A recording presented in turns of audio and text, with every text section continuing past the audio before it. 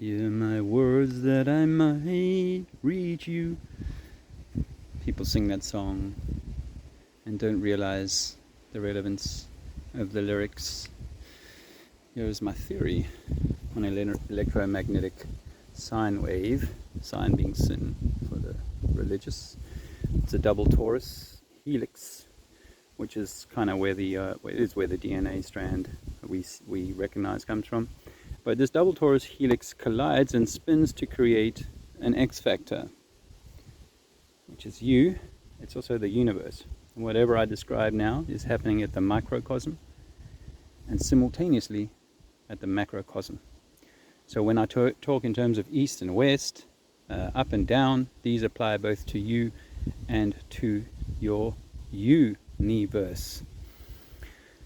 So this is an important part, is you've got two, I believe, two Tauruses, one below, one above, and they are met by or create a third Taurus, and it's this spinning Taurus that I think could be our ether or the bubble in which we live. But think about taking two marbles and squashing between them like a marshmallow.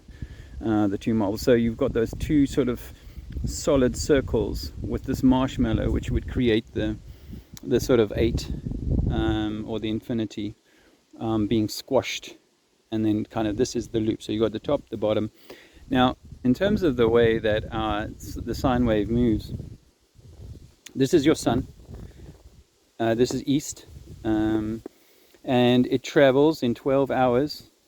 This distance, or this as a wave across the plane.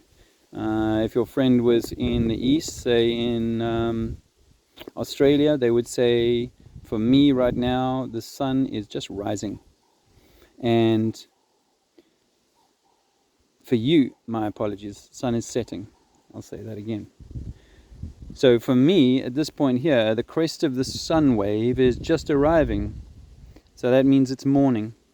By the time it's moved by 6 hours, then the high point of this sine wave will be above my position and be the midday. If a friend was in the east, in Australia, they would say it's nighttime already. And in the west, they would say, no, we're still awaiting. It's still nighttime, and we're awaiting the new day. This lower wave here is the moon wave, and she operates in a similar way, but her cycle is not 12 hours and 12 hours. It's about 45 minutes per day shorter, the wavelength, which is why the sun catches up to it every 28, 29 days. The moon is your feminine energy. It's a negative energy, and it is magnetic. The sun is the masculine energy, positive and electrical. So this is your electromagnetism.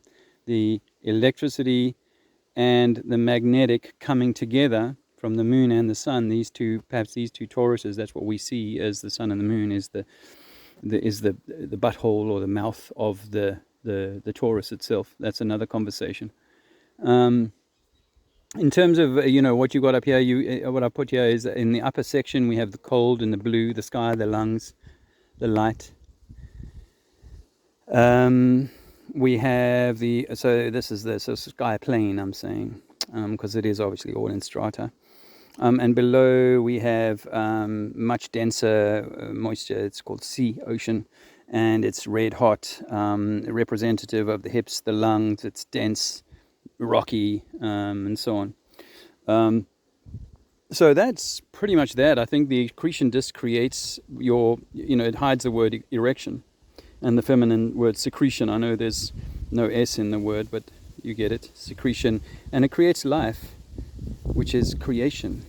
Another anagram. I know there's an A but I think that's quite an interesting tale there. So the Taurus spins off this X factor.